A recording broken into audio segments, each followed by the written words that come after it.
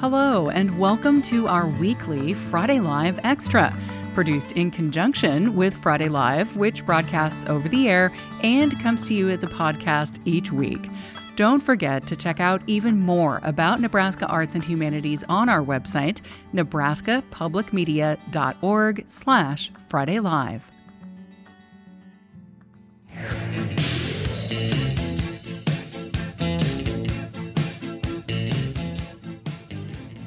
Magic is in the air at Mahoney State Park this winter, with performances by Omaha's Old Market magician, Ryan Chandler.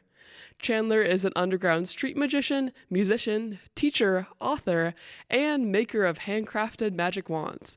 You may have seen him on Penn and Teller Fool Us on the CW. He brings his magic shows to Mahoney State Park on Saturday, December 27th at 7:30 p.m., Sunday, December 28th at 2:30 p.m., and again on Saturday, January 31st at 7:30 p.m. Ryan, thanks so much for coming on the show today. Welcome to Friday Live. Thank you very much. Marcus Payne. Can you hear this intercom? Jackson Roseland. Yeah. No, it's okay. I think she's dead now. We're good. So, starting off, how did you first get started as a musician, and why did you want to perform at the Old Market? So I first started getting interested in magic in probably as early as first grade. So I was always interested in it.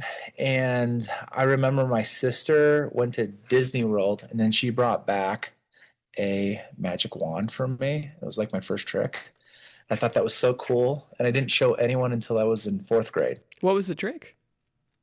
It was just a trick where there was colors on a wand and you pick the color and then you just shake the wand and the whole wand becomes that color. So it was a kid trick, but I remember I did it for my fourth grade Boy Scout, Cub Scout troop because we did a magic show. It's the only trick I had, only trick I knew. And then I saw all the adults kind of react like, whoa, we don't even know how it was done. And then that was just kind of something where it kind of stuck with me. I just always liked seeing magic on TV. Chris Angel came out in college. So he had a show that came out and that kind of sparked interest in magic again around the campus. And I remember thinking, oh, I can do some stuff. So I would show some of my classmates some magic tricks. And then it just kind of further fueled the interest. The Old Market, as far as downtown Omaha goes, is just kind of like a magical place in its own. And they have street performers in the Old Market. So I just thought, oh, I'm going to try this. And I just started doing that. Were you always extroverted and willing to do that sort of stuff, or did that sort of pull you out of your shell? I probably do come across as extroverted, but like anyone will tell you that I love just being alone in the theater. And I don't really go out that much. Like, I really appreciate the friends that I've had over the years because they just know that about me. Like, I like to work on magic and stuff. And when I'm not doing that, not teaching, I am with my family. I've never gone out. Like in high school and college, I didn't go to any parties, didn't do any of that kind of stuff. And going to do a street show, to answer your question, is the most nerve-wracking thing because you don't know if they'll stop. And you might just feel silly on the sidewalk. Just like, what am I even doing here? That's just how it is in the beginning. Now it's a little different now that I'm a little older because I don't necessarily need to go down to perform the sidewalk and street. The reason I do still to this day, every now and then, is just because you feel like you've worked on this craft and you want to share it with someone, and you want to share it with someone that necessarily wouldn't see it otherwise. So that's what's really, really fun to do, is to go and share it with like a family that maybe would never hire a magician for a birthday. As you said before, you're also a teacher. I remember I saw some Reddit thread where they were talking about your... Oh, no. I saw someone talking about Penn and Teller, and they were like, oh, that guy was my homeroom teacher. He was really cool. So you're also a teacher. How do your students affect your musicianship, your magic, your writing?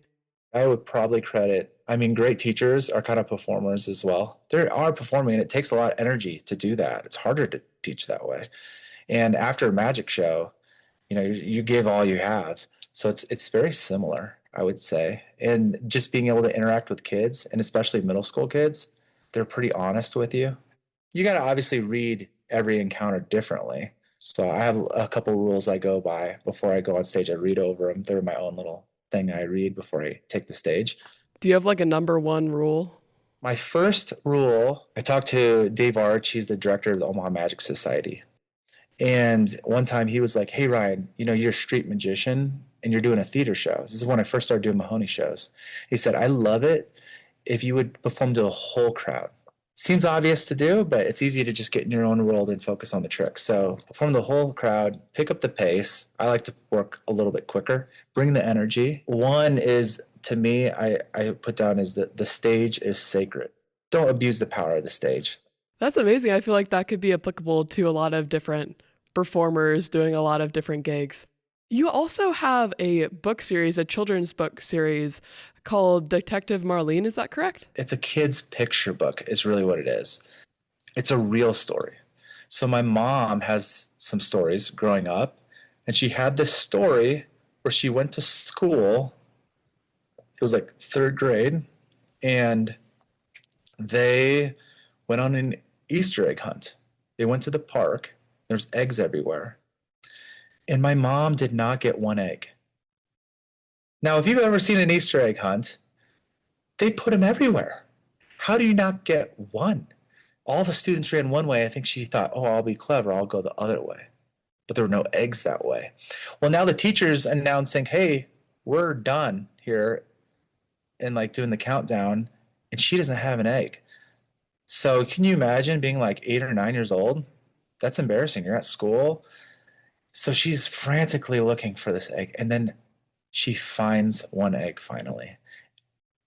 And it's like, she said, I think it was at the bottom of the base of a tree by the roots or something. And it was, so she only had one egg, but it was the golden egg.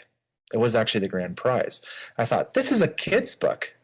Ending on a little bit of a fun one, I saw on your website that in the past you had like wand making workshops. How did you get into that, and what's that process like? There's a magician in Omaha named Denny Rourke, and he's like Mr. Magic. I went and met with him like a couple weeks ago, and I remember I went up to his house, I approached his house, and I met with him. And if you were a film director for Hollywood and you're like, we're going to make a movie and there's going to be a scene, this guy goes and meets this magician. It's what you think it is. Like this guy, like you walk in, he's like, come on in. And then we go down to his basement. Then no lights are on except one. You see the light and you go in and it's his workshop. It's where he's got cards, he's got wands, he's got his lathe where he spins the wands, and he taught me how to spin the wands. I'd like to preserve the legacy. It's very important to preserve legacy and magic of other people that have gone before you, because really it's an art form that stands on the shoulders of giants, everyone that was before you. So he's not performing as much anymore. So I'm like, oh, maybe try to learn his tricks. He shows me this card trick. I'm like, I don't know if I'm the one. This is pretty amazing stuff that he does. Like one was, though, is a magazine. He would rip up a magazine and hand it out to an audience. And he'd just say, think of a word on that, whatever page you got. Think of a word. And then you'd look at it and you'd think of a word. And then he'd name the word that you were thinking of. You know the secret? Well, I shouldn't share the secrets, but I'll share that one with you. Do you want to know the secret? Yes. He memorizes the magazine 20 minutes before he does it. 20 minutes before? It's like not a trick. And that's how his tricks are. Like he's like, this is how you do this. I'm like, that's like real. You've been hearing from magician and author Ryan Chandler, also known as the Old Market Magician. He's got upcoming shows at Mahoney State Park happening Saturday, December 27th at 7:30 p.m., Sunday, December 28th at 2:30 p.m., and Saturday, January 31st at 7:30 p.m. You can always find links to more information on the Friday Live page at nebraskapublicmedia.org. You've been hearing from magician and author Ryan Chandler, also known as the Old Market Magician. He's got upcoming shows at Mahoney State Park happening Saturday, December 27th at 7:30 p.m., Sunday, December 28th at 2:30 p.m., and Saturday, January 31st at 7:30 p.m. You can always find links to more information on the Friday Live page at nebraskapublicmedia.org. Ryan, thank you so much for joining us. This was super fun. Yeah, thank you.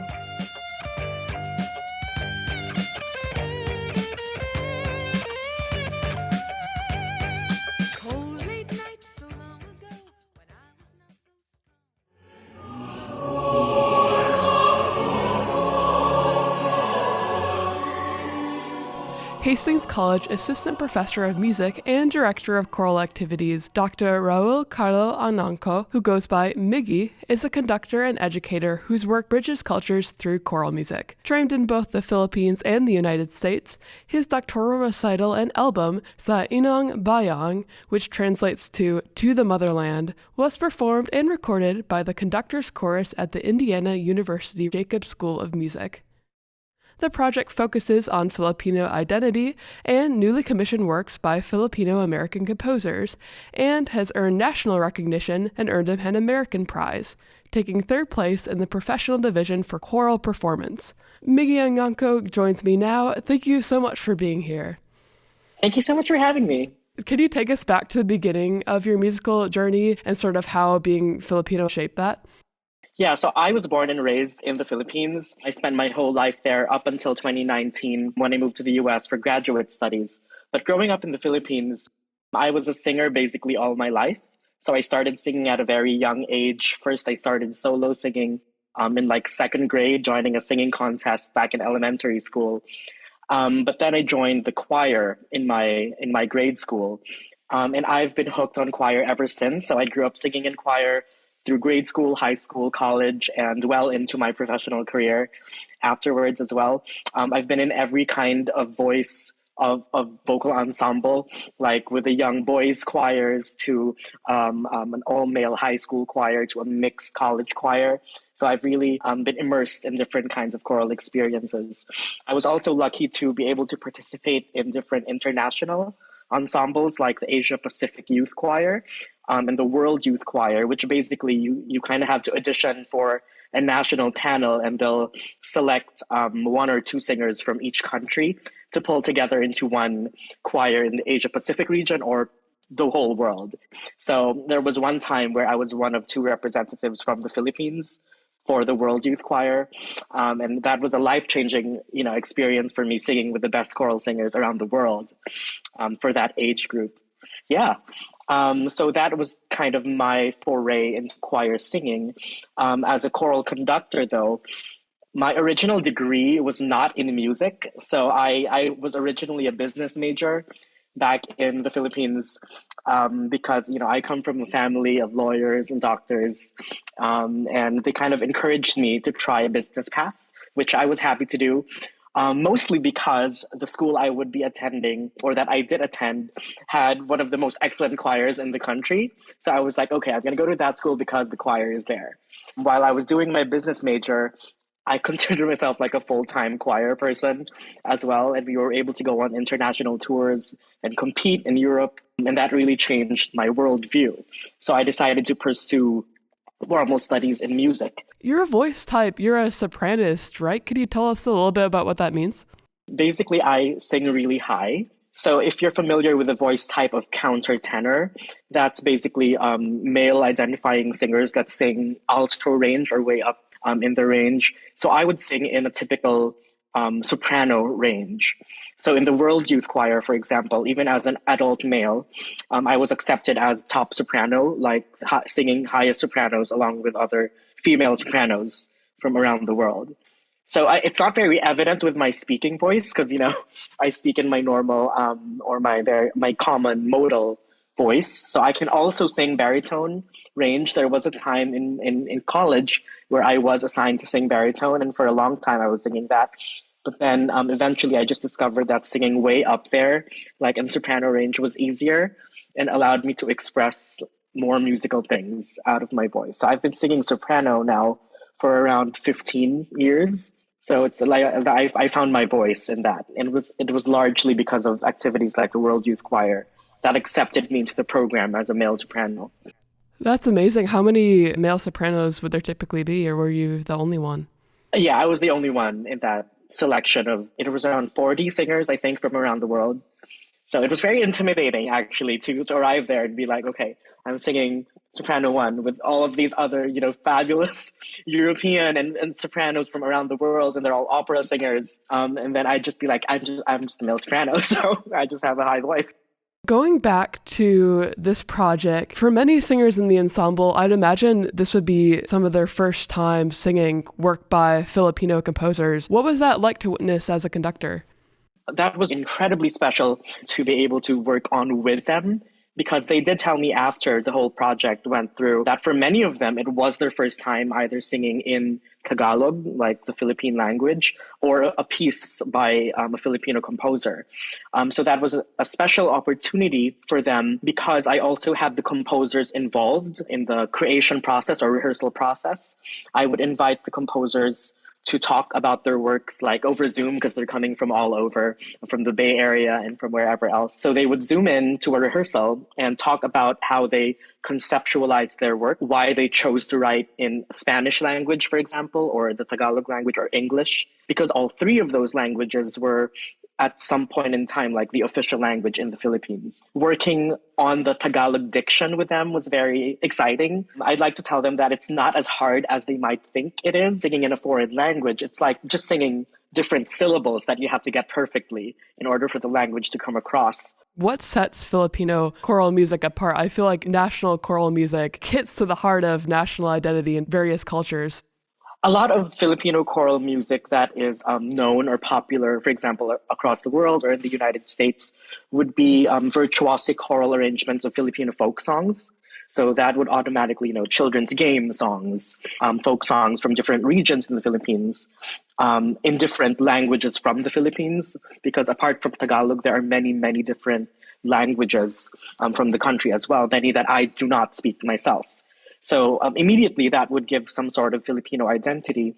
But also, I think in this project in particular, I gave the composers free rein to choose anything they wanted to write about that had to do with exploring what Filipino identity meant to them. One composer took a text from an iconic piece of Filipino literature and translated that into an English version, which he then set to a new choral setting. One composer took a Spanish poem that was eventually, like in the history of the Philippines, that poem was translated into Filipino or Tagalog and was then used as kind of the second national anthem of the Philippines. Another composer created their own Filipino poem based on an English poem. So there was a lot of, translation going on in each of these. And I didn't tell them to talk amongst themselves. I gave them free rein. And it just so happened that they each chose a different language to write in. A question I had about language, the title translates to the motherland. I started thinking about how some countries are personified as like the fatherland, some are the motherland. Why do you think it's important, or why do you think that the Philippines is personified as the motherland or almost as female? I think it's really because of how we see the country as an entity that nurtures its children. So that is the relationship we have to the land, of the Philippine land.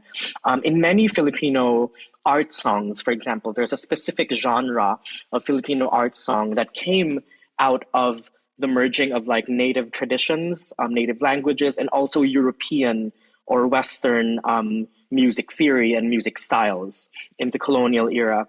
That gave birth to this art song genre called the kundiman, which is known in the Philippines as a romantic love song.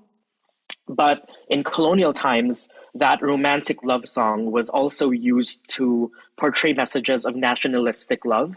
So often the text would be about a male persona kind of serenading or expressing love, often unrequited love, towards this woman. But in colonial times, when nationalistic sentiment was being developed, they sort of transformed that genre into nationalistic anthems that would have the persona of the female or the woman being serenaded to be a symbol of the country.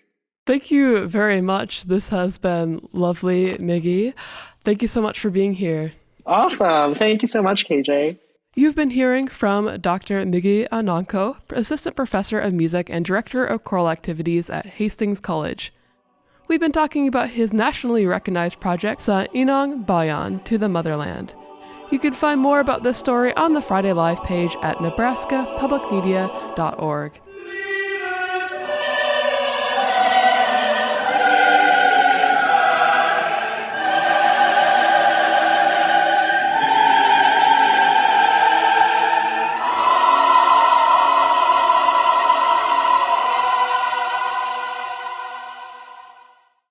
You've been listening to the Friday Live Extra. Don't forget to check out a full Friday Live show, too, by subscribing to the Friday Live podcast.